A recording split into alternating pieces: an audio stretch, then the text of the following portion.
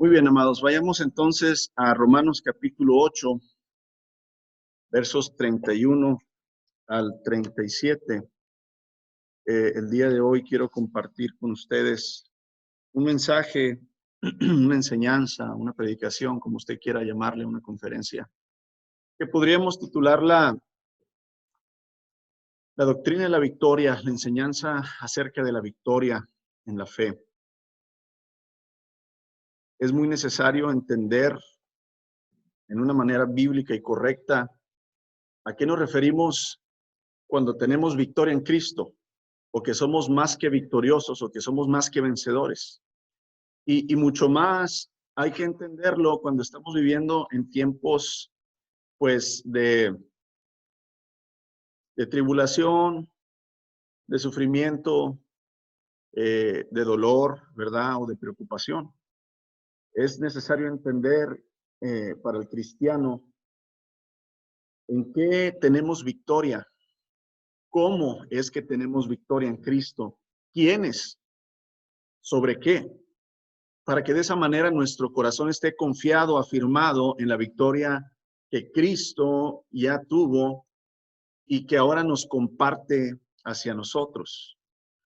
Y el apóstol Pablo, ahí en Romanos capítulo 8, versos 31 al 37, leo en la Nueva Traducción Viviente, hace algunas preguntas y dice, ¿qué podemos decir acerca de cosas tan maravillosas como estas? Él había estado hablando precisamente de lo que nos espera en los cielos, de la gloria futura, amados. Dice, ¿qué podemos decir acerca de estas cosas tan maravillosas?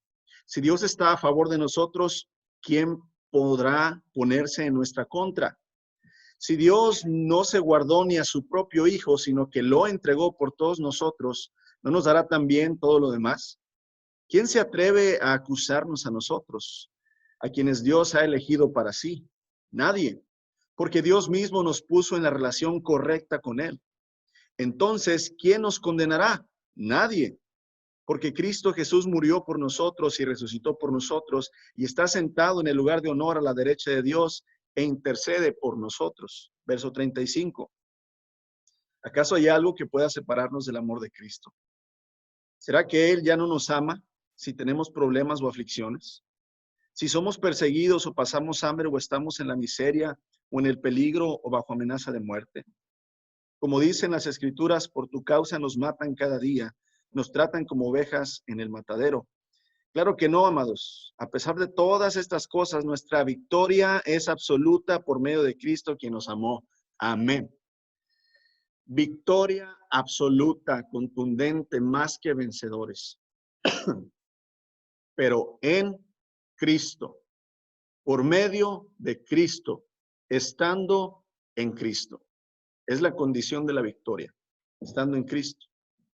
Ahora, ¿cómo podemos definir victoria? Porque a lo mejor tenemos conceptos diferentes o entendemos de diferente manera lo que significa victoria. Victoria prácticamente se define como el hecho de vencer en una competición o una lucha, triunfar, obtener un logro sobre algo, llegar hasta la meta, cumplir un objetivo, terminar exitosamente una empresa. A eso le podemos llamar victoria. A eso le podemos llamar, por decirlo así, triunfo. Y estamos hablando de la victoria que hemos obtenido por medio del Señor Jesucristo. Y para tomar una referencia bíblica de qué significa victoria según la Biblia, podemos tomar el ejemplo del apóstol Pablo en 2 Timoteo, capítulo 4, verso 7. Si queremos definir la victoria en la fe o en lo espiritual, podemos tomar este pasaje como la definición de la victoria de la fe o la victoria en Cristo. 2 Timoteo, capítulo 4, verso 7, el apóstol Pablo dice, he peleado la buena batalla, he terminado la carrera, he permanecido fiel. Verso 8. Ahora me espera el premio, la corona de justicia que el Señor, el juez justo, me dará el día de su regreso. Y el premio no es solo para mí, dice Pablo, sino para todos los que esperan con anhelo su venida. Entonces, si queremos tener un concepto, un entendimiento bíblico fiel de la victoria en Cristo, necesitamos ver la victoria desde un punto bíblico, desde un punto de la fe espiritual. Y lo que nos enseña este verso, el apóstol Pablo, cuando nos está dando su testimonio acerca precisamente de la victoria que ha tenido en Cristo, podemos ver por lo menos 4 aspectos donde tenemos que entender de qué se trata la victoria. En primer lugar, Pablo dice, he peleado la buena batalla. Eso quiere decir que para ser victoriosos hay que pelear, hay que luchar. Segundo, dice Pablo, he terminado la carrera. Bueno, para tener la victoria hay que pelear, pero hay que pelear hasta el final, no nada más al inicio, no nada más a la mitad y abandonar, sino que dice Pablo, he peleado la buena batalla y he terminado la carrera. Entonces, la victoria espiritual se tiene que pelear, pero se tiene que pelear hasta el final. Y luego dice Pablo, y he permanecido fiel. O sea, pelear, terminar de pelear, pero haber permanecido fiel en las reglas de cómo pelear. Porque cada quien pudiéramos pelear toda la vida, hermanos, luchar sobre las cosas que vienen hacia nuestra vida, contra el pecado, en contra del mundo, ¿verdad? En contra de la corriente, en contra de nuestro propio ser. Pero no se trata nada más de luchar como yo creo luchar, sino realmente se trata de pelear, terminar la carrera, pero haber permanecido fiel en la forma en que Cristo quiere que yo luche. Y un cuarto aspecto de la victoria que no se nos puede olvidar es donde dice Pablo, ahora me espera el premio y la corona de justicia. La victoria siempre conlleva un premio, hermanos, también. Si no, no fuera victoria. Si no, la victoria no fuera algo que desearíamos. Entonces, podemos ver que la victoria bíblica se describe como una lucha en la que se permanece y se lucha hasta el final, se permanece fiel para que se obtenga un premio, ¿verdad? Un galardón. Ahora, si hablamos de nosotros como hombres, como seres humanos, queriendo tener victoria, muchas veces nuestras metas son muy egoístas. Muchas veces nuestras metas, nuestros sueños o nuestros quereres son muy egoístas, ¿verdad? Tener una vida saludable, tener una cuenta de banco pues jugosa, ¿verdad? Que no me preocupe, tener posesiones, todo aquello que yo pude desear, haber dado a mis hijos una carrera, una buena educación, dejarles patrimonio. Y muchas veces creemos que ya hemos logrado, ¿verdad? Los objetivos mejores que nos pusimos, pero en realidad, dice el Señor Jesucristo, necio, ¿de qué te sirve ganar el mundo entero según tus deseos si pierdes tu alma? Y ahí es donde radica la victoria de Cristo, hermanos, en el alma y en el espíritu. Y ahí es donde muchos cristianos han confundido el triunfo de Cristo sobre todas las cosas para usarlo en un beneficio propio y terrenal. Pero no, amados, en verdad el hombre sin Dios está condenado al fracaso en cualquier área. Vuelvo a repetir, claro, Dios nos ha dado capacidades para hacer dinero, capacidades para mantenernos saludables, capacidades para enseñar ciertas buenas cosas a nuestros hijos, pero en ello no radica la victoria o el éxito de la vida. En realidad, el éxito de la vida radica en tener a Cristo, permanecer en Cristo, luchar, ¿verdad? Por medio de las armas que Cristo me da para recibir de Él el verdadero premio. Y el hombre, dijimos que estamos condenados a fracasar sin Cristo. Para tratar de pelear, esforzarnos o luchar, hermanos, aún antes de iniciar la lucha, estaría perdida nuestra lucha en esta vida si dejamos a un lado. Bueno, entonces hablábamos de que prácticamente el hombre sin Cristo está condenado al fracaso, aunque podamos decir que tuvimos éxito en los deseos, ¿verdad? En los sueños, en los objetivos personales, en los deseos tanto materiales como morales, como sociales, cualquiera que hayamos obtenido, pues no son válidos al final, ¿verdad? De nuestra vida, porque dice la palabra de Dios que prácticamente el espíritu es lo único que vuelve, ¿verdad? A Dios, el cuerpo vuelve a ser polvo, a la tierra. Entonces, no podemos presumir, no podemos enorgullecernos de cualquier éxito que hayamos tenido como seres humanos, porque fuera de Cristo no hay tal victoria, no hay tal triunfo. Es inútil esforzarnos, hermanos, pelear, luchar sin Cristo, porque ya la guerra está perdida si Cristo no está junto a nosotros. Entonces, tengamos en cuenta eh, cómo es que podemos entonces nosotros asegurarnos la victoria que Cristo ya tuvo en la cruz. Una victoria que Él nos invita a gozar, que nos invita a hacer, hacerla nuestra. Y de eso entonces quiero hablarle en esta mañana. No hay éxito verdadero en la vida si Dios no está presente. Ahora bien, sobre toda situación que se relacione con la vida del hombre, hermanos, llámala física, llámala económica, llámala moral, llámala social, lo que es el área o el lugar más importante de la vida del hombre es el estado espiritual. No hay cosa que tenga más interés el Señor que nuestro estado espiritual. Claro, cuando hay un buen estado espiritual, por consiguiente, lo demás viene a resultar como el Señor Jesucristo una vez lo dijo: busca primeramente a mí, mi reino, y lo demás te lo añado. Sí, todo lo demás, lo económico, lo físico, lo moral, lo social, viene como un resultado de buscar a Cristo, pero no como lo primario. Lo primario siempre es lo espiritual. Y ese es el interés que tiene el Señor prácticamente en nosotros, lo espiritual, amados. Muchas veces nosotros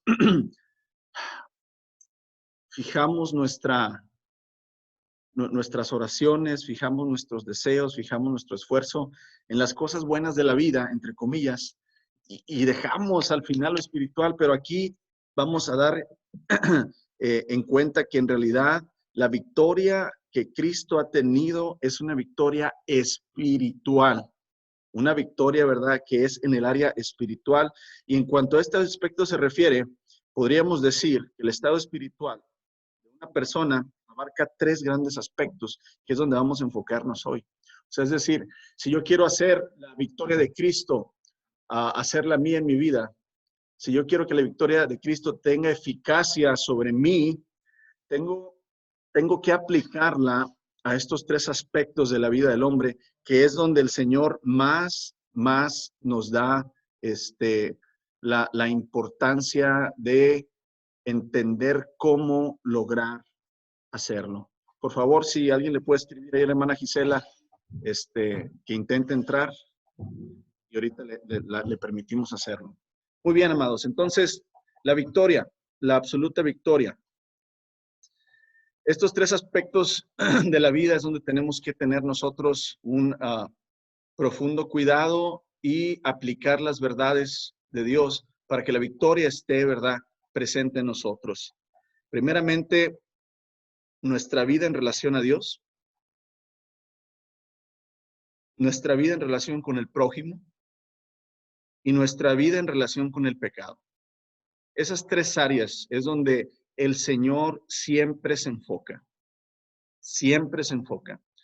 Todas las demás áreas son resultado de estas tres. La relación de mi vida con Dios, la relación de mi vida con el prójimo y la relación de mi vida con el pecado. Todo lo demás viene por añadidura. Sea salud, ¿verdad?, en lo físico, sea en lo económico, sea en mi estado sentimental, emocional. Todo lo demás ronda alrededor de estas tres áreas de la vida de un individuo, de la vida del hombre. Y entonces vamos a empezar primeramente, ¿cómo es que puedo yo obtener la victoria en cuanto a tener una relación correcta con Dios? Porque es lo primordial. Porque si yo no entiendo realmente cómo la Biblia me explica cómo tener una relación correcta con Cristo, lo demás es en vano, amados. Y todos conocemos perfectamente este verso. Y cítelo conmigo ahí en su casa, Juan 3:16. Y dice así todos juntos: yo soy el camino, yo soy la verdad, yo soy la vida, nadie viene al Padre si no es por mí. Primera área del individuo en la que tenemos que enfocarnos para que la victoria de Cristo sea efectiva en nosotros es mi relación con Dios, mi relación con el Padre Celestial. ¿Cómo es? ¿Realmente existe? ¿Realmente yo tengo comunión con el Padre? ¿O creo que tengo yo comunión con el Padre solamente, a mi manera? Porque una cosa es que yo tenga comunión con el Padre y otra cosa es que el Padre tenga comunión conmigo, ¿sí? Por decir, hay mucha gente que dice, no, yo creo en Dios, yo sirvo a Dios, yo le oro, yo le rezo a Dios, yo tengo mi fe a Dios. Pues sí, por lo general, amados, podemos decir que hay mucha gente que cree tener un tipo de relación con Dios o cree que tener un tipo de comunión con Dios, pero en realidad tenemos que filtrar según la palabra de Dios y ver si realmente yo estoy teniendo una relación con el Señor a como el Señor me ha dicho. Porque vuelvo a decir, la victoria no radica en cómo tú luchas. La victoria radica en luchar como Dios te dice para que obtengas la victoria que Cristo ya tiene. En sí, tú y yo no vamos a tener una victoria propia, vamos a adquirir la victoria que Cristo ya tuvo. No es algo que yo voy a ganarme por medio de mi lucha, sino voy a ganarme por medio de la lucha en que Cristo me dice cómo hacerla y cómo obtenerla. Entonces, en primer lugar es esto, la relación o mi relación en cuanto a Dios, cómo está, cómo se encuentra. Y Jesucristo inmediatamente, ese verso nos da en el clavo, en el punto, y nos dice, yo soy el camino, yo soy la verdad y yo soy la vida. Nadie puede tener comunión con el Padre si no es por medio de mí. Si tú no tienes comunión con el Hijo, si tú no conoces al Hijo, tú no puedes tener comunión con el Padre y no puedes tener ninguna relación con el Señor.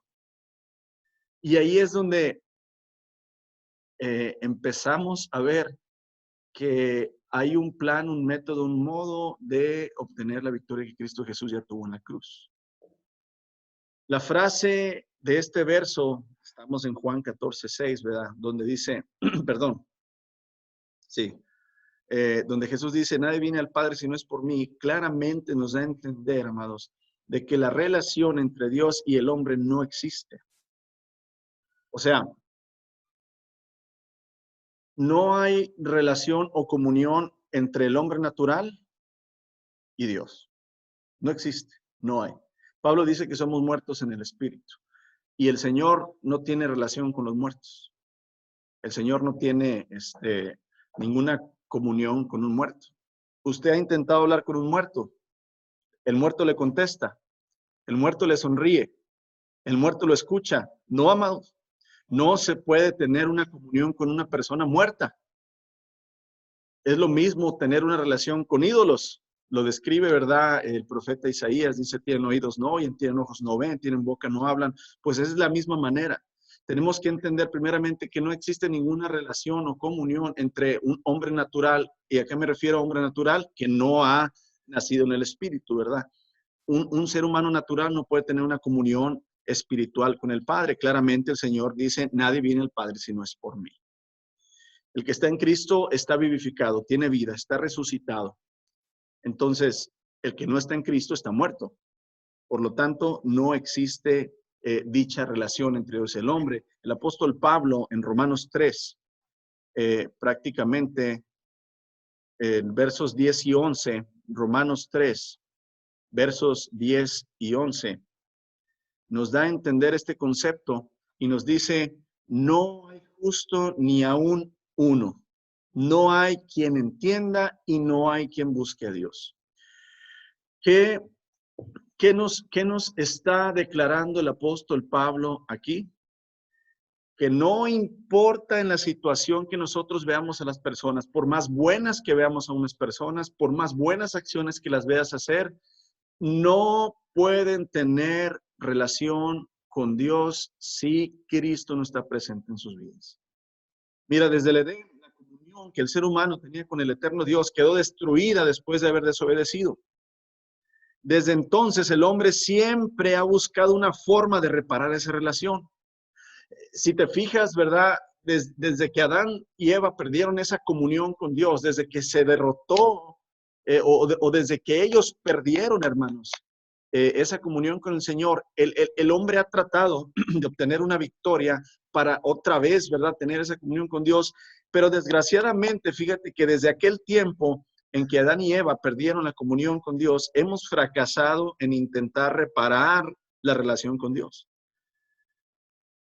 El enemigo nos ha engañado en ese buen deseo de querer tener relación con Dios y es por eso que hemos creado miles de dioses, cientos de religiones, tradiciones, costumbres que según nosotros nos llevan a tener nuevamente cierta comunión con Dios, pero la verdad de la Biblia, hermanos, no podemos tener ningún tipo de comunión con Dios si no es por medio de Cristo. Y ahí tenemos un fracaso, una derrota total cada ser humano. No podemos triunfar en nuevamente ir al Padre si no es por medio del Hijo. El Padre Celestial diseñó un plan de redención. Recuerda que la redención es volver a obtener, volver a comprar, para que el hombre vuelva a tener comunión con Él. Y ese plan se llama Cristo. Amén. No hay otra manera, amados. El plan de redención, el plan para poder obtener nuevamente la victoria sobre la relación correcta con Dios, se llama Cristo Jesús. No hay otro plan. El éxito de tener nuevamente una relación con Dios no se puede dar por medio de las buenas obras o de la obediencia hacia una religión, hermanos. La victoria de tener una correcta relación con Dios solo se da por medio de la comunión con el Hijo, al conocerle y al obedecerle. Punto, nada más.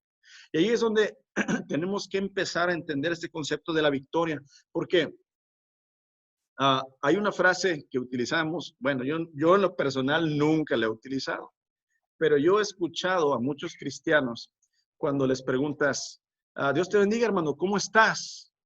Y luego usan esta frase, bendecido, prosperado y en victoria, dicen. Y yo siempre me he quedado pensando, porque yo he visto la vida de estas personas en su hogar, en su matrimonio y en lo personal, y están, hermanos, están fritos, andan en puro rin, quemados. Pero ellos están bendecidos, prosperados y en victoria. Es decir, en realidad sabes lo que significa estar en victoria. En realidad sabes lo que hay atrás de poder decir yo soy más que vencedor en Cristo. No es una frase, hermanos, ni es un lema de la Biblia que somos más que vencedores. Claro que sí, pero si cumplimos las condiciones que Dios nos da, entonces se cumple la victoria en Cristo sobre tu vida y sobre la mía. No nada más porque tú lo declaras, ya sucede. Amados, sabemos que el Hijo de Dios ha venido y nos ha dado entendimiento. Por eso cada vez cuando el Señor Jesucristo quería revelar un secreto o un misterio espiritual, siempre decía esta frase el Señor, el que tenga oídos para oír, oiga. Y eso, hermanos, el Señor no nada más se refiere a que escuchemos con el oído, sino que en realidad oiga significa que entienda con el corazón y la mente lo que estoy diciendo.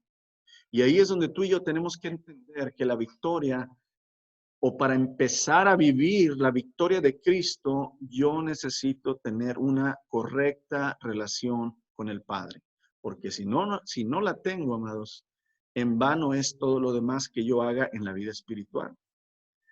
Dice Primera de Juan, capítulo 5, versos 20 y 21. Primera de Juan, capítulo 5, versos 20 y 21, dice así. Y ahora vivimos en comunión con el Dios verdadero, porque vivimos en comunión con su Hijo, Jesucristo. Él es el único Dios verdadero y Él es la vida eterna. Queridos hijos, aléjense de todo lo que puede ocupar el lugar de Dios en el corazón. Fíjate lo que el apóstol Juan nos está diciendo. ¿Sabes qué? Si tú entiendes a Cristo, si tú entiendes las enseñanzas de Cristo, si tú aceptas esa doctrina esa sabiduría que Cristo da, entonces ahora vas a poder tener la comunión correcta con el Padre.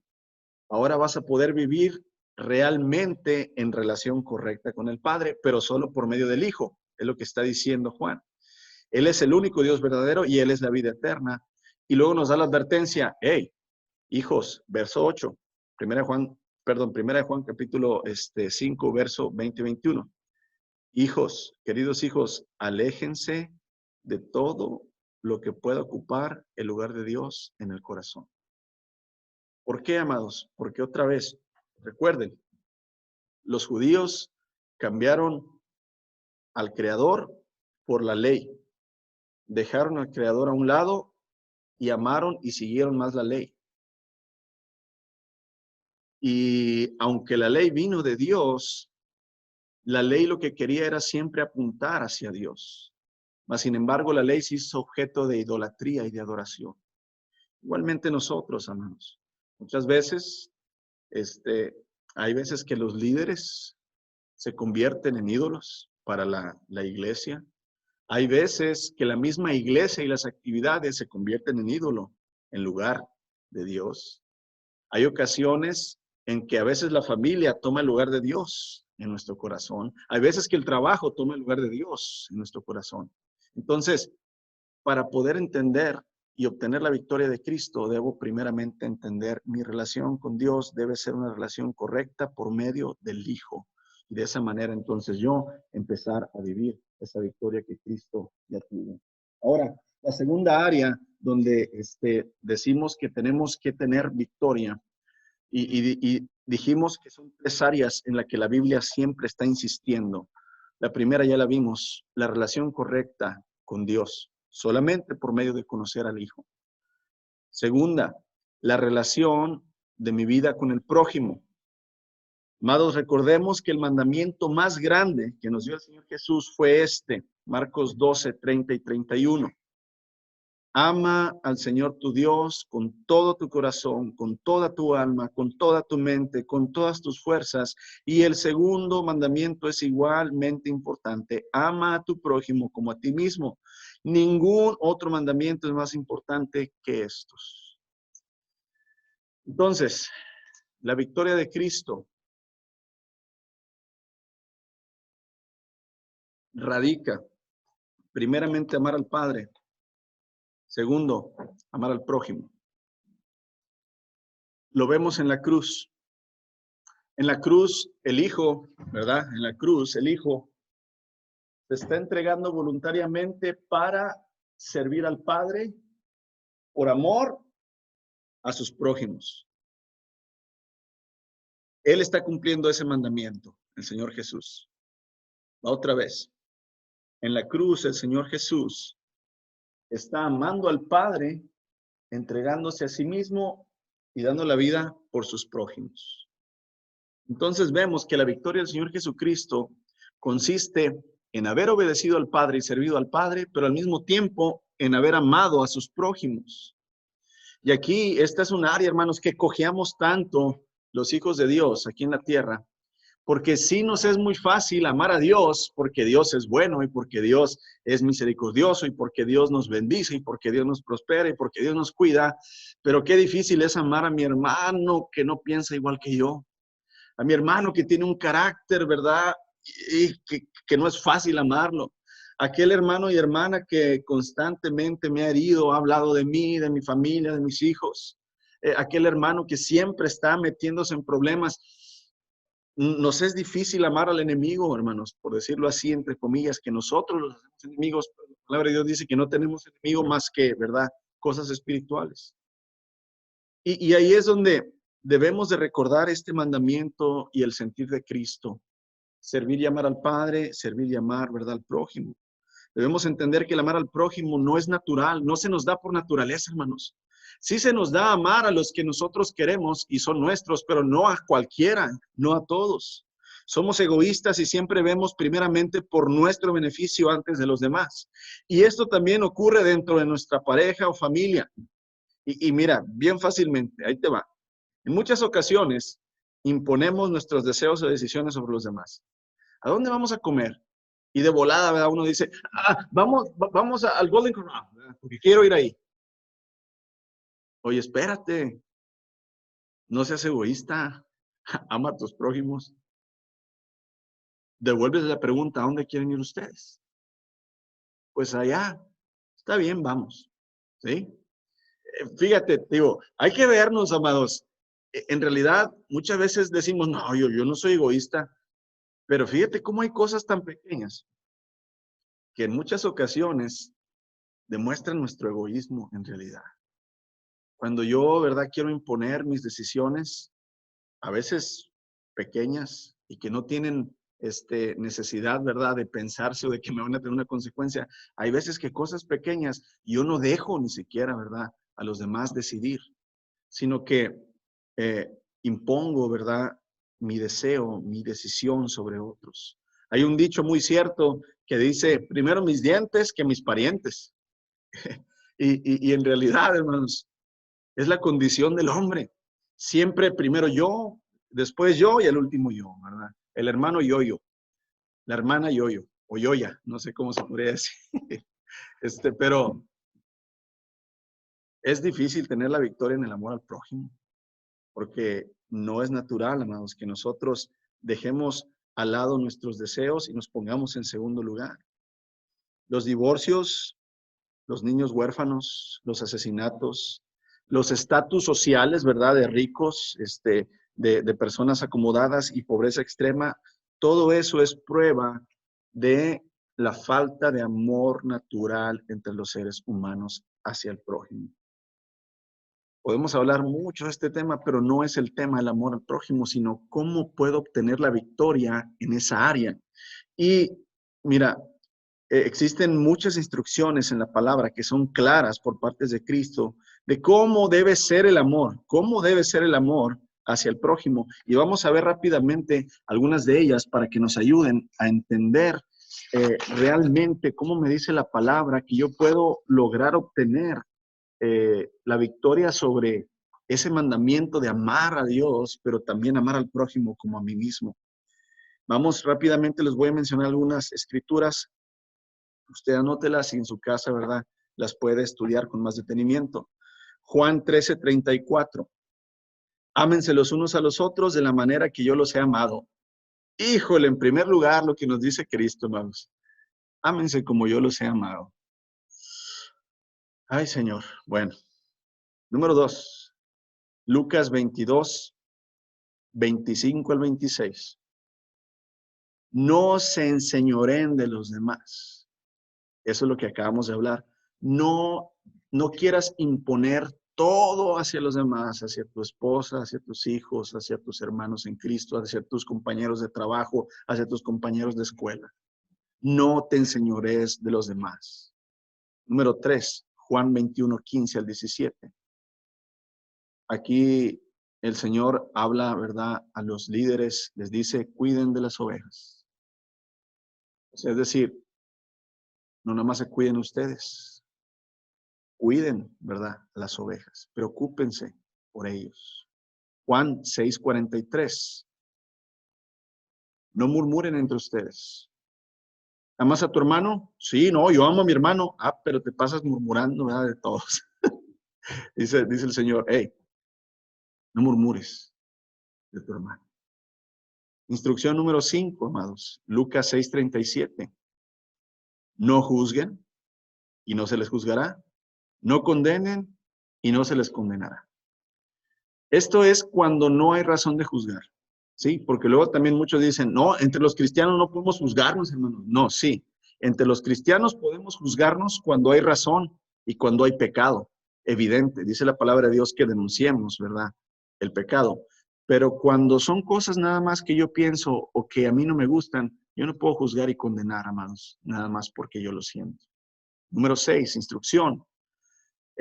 Juan 7:24 es muy parecido. Dice, no juzguen por las apariencias, juzguen con justicia. Aquí es donde les digo que sí hay permiso de juzgar, pero cuando es justo. Número 7, saca primero la viga de tu propio ojo y entonces verás con claridad para sacar la astilla del ojo, ¿verdad?, de tu hermano. Empezamos a ver cómo el Señor nos dice cómo es que nosotros podemos amar al prójimo de la manera que Él nos amaría. Marcos 9:50 dice, tengan sal entre ustedes mismos y tengan paz los unos con los otros. Eso de tener sal, hermanos, significa tengan sazón, o sea, tomen las cosas como deberían tomarlas. No las tomen amargamente, no las tomen insípidamente, como si cada comentario que se hacen entre ustedes o cada palabra de enseñanza que a lo mejor no te gusta, no la tomes de una manera agria o amarga, sino que esté sazonadita. Es decir, recíbela bien, recibe bien, ¿verdad? Lo que tu hermano o tu hermana te dice y ten paz con los demás. Instrucción número 9, del amor al prójimo. Mateo 5:23-24. Si traes tu ofrenda al altar y ahí te acuerdas de que tu hermano tiene algo contra ti, deja ahí tu ofrenda delante del altar y anda y reconcíliate primero con tu hermano y entonces ven y presenta tu ofrenda. El deseo de siempre querer restaurar relaciones rotas, hermanos. Eso es amar al prójimo. Muchas veces queremos perdonar y terminar una relación y ya no dar oportunidad. Siempre eso es la parte natural del hombre. Mira, te perdono, pero ya no nos juntemos, ya no nos vemos. Pero en realidad el Señor dice, hey, ten el deseo de restaurar relaciones rotas. Así como yo restauré la relación entre el Padre y ustedes también, ¿verdad? Sean y ámense restaurando las relaciones rotas. Número 10, Lucas 17:3. Si tu hermano peca, repréndelo. Acuérdate que Pablo dice, todo háganlo con amor. No vayas, hermano, con la Biblia, ¿verdad? Y le empieces a decir del infierno y que te vas a quemar y que mira que tú y tu familia. No, dice, todo con amor, dice el apóstol Pablo, dice el Señor, si tu hermano peca, repréndelo. Y si se arrepiente, perdónalo. Reprender y perdonar. Otra vez, relaciones rotas, ¿verdad? El querer sentir, ¿verdad? Como el Señor de restaurar. Lucas 17:4 es otra instrucción en cuanto al perdón. Si tu hermano peca contra ti 7 veces en un día y 7 veces regresa a decirte me arrepiento, perdónalo. Instrucción número 12 del amor al prójimo, Mateo 18:15-17. Si tu hermano peca contra ti, ve a solas con él y hazle ver su falta. Otra vez, en amor, no en reclamo. Si te hace caso, has ganado a tu hermano, pero si no, lleva contigo a 1 o 2 más para que todo asunto se resuelva mediante el testimonio de 2 o 3 testigos. Si se niega a hacerles caso a ellos, díselo a la iglesia, y si en la iglesia no le hace caso, trátalo como si fuera un incrédulo o un renegado. Ok, el Señor sí nos da permiso también, hermanos, de terminar. Fíjate bien. Pero ¿hasta cuándo? Hasta cuando todas las posibilidades bíblicas se terminaron. ¿Sí? Es decir, ya viste el proceso. Si hay algo en contra de tu hermano, ve y trátalo. Si se arrepiente, perdónalo. Pero si no hay arrepentimiento, si no quiere reconocer, si incluso con testigos enfrente no lo hace, entonces ahora sí, sepárate de él. Pero no porque te vas a separar de él quiere decir que ahora vas a poder maldecirlo o poder desearle el mal. No, lo tienes que seguir amando aunque ya no haya esa relación. Pero hasta entonces no puedes terminar tú con una relación. Lucas 6:37, perdonen y se les perdonará. Lucas 6:36, sean compasivos, así como su Padre es compasivo. Amados, hay demasiadas instrucciones de cómo podemos amar al prójimo como Cristo nos ama. Pero el punto es, tú no determinas cómo amar a tu prójimo. Tú no vas a poner las reglas de cómo amar a tu prójimo. Tú no vas a poner las reglas de cómo amar a tu esposo, o cómo amar a tu esposa, o cómo amar a tus hijos, o cómo amar a tus hermanos en Cristo. Esas reglas ya están puestas en la palabra de Dios. ¿Y cómo vas a obtener la victoria en cuanto al amor al prójimo? Solamente siguiendo lo que el Señor Jesucristo nos indica que sigamos. Porque de esa manera vamos a lograr amar al prójimo. Y si logramos amar al prójimo, entonces logramos amar a Dios. Y entonces estamos teniendo la victoria sobre esa área. Una última área que también dijimos que es esencial, tener la victoria en una relación correcta con el Señor, tener la victoria en la relación correcta con el prójimo o el amor, y tener la victoria en relación con el pecado, amados. Segunda de Corintios 5:10 dice que llegará el día cuando todos seremos juzgados según lo que hayamos hecho mientras estuvimos en la vida, sea bueno o sea malo. Como hombres siempre vamos a fallar y fracasar en la lucha contra el pecado. Cada uno de nosotros somos testimonio vivo de eso. Nadie pudimos abandonar el pecado por nosotros mismos. El pecado es producto de nuestra propia vida, hermanos, de nosotros mismos. El Señor Jesucristo dice en Mateo 15:19, pues del corazón salen los malos pensamientos, del corazón sale el asesinato, el adulterio, toda inmoralidad sexual, el robo, la mentira y la calumnia. ¿De dónde? De tu corazón, de mi corazón. ¿Cómo puedes luchar con algo que es parte de ti y que sale desde tu interior? Santiago, hermanos, Santiago capítulo 1, versos 13 al 15. Santiago dice, cuando sean tentados, acuérdense de no decir, Dios me está tentando. Dios nunca es tentado a hacer el mal y jamás tienta a nadie. La tentación viene de sus propios deseos, los cuales, dice, nos seducen y nos arrastran desde adentro. Estos deseos de esos deseos nacen los actos pecaminosos y el pecado. Cuando se deja crecer esos deseos, dice, da a la luz la muerte.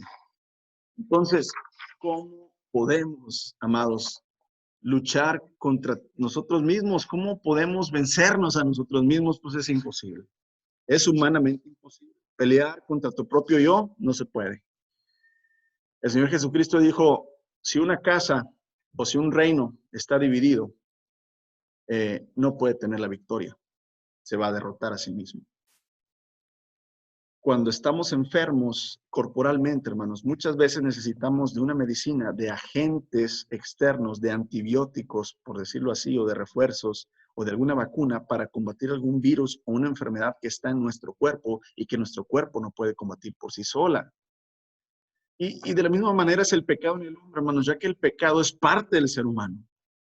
Nos es imposible combatir y exterminar el pecado que nace de nosotros. Por lo tanto, estamos imposibilitados para tener la victoria sobre nuestro propio pecado.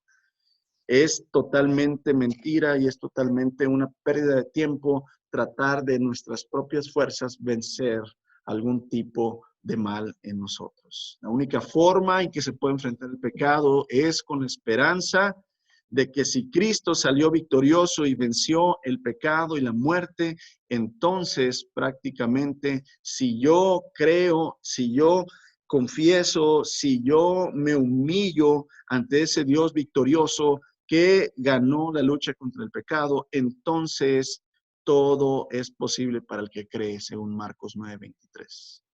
Y la única manera, hermanos, de poder vencer el pecado y tener relación correcta con el pecado, porque déjame te digo, Pablo lo explica, Romanos capítulo 7, 8 y 9, puedes leerlo en casa.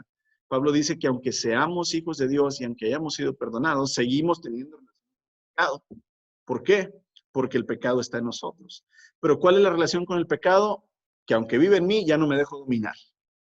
Que aunque vive en mí el pecado, yo ya no dejo que ese pecado esté exponiendo o saliéndose, sino que por medio del Espíritu Santo, por medio del Hijo, ¿verdad? Y de su Espíritu, ahora es que se puede dominar aquello que antes yo no podía tener victoria sobre ello, sobre aquello que no puedo yo quitarme por mí mismo.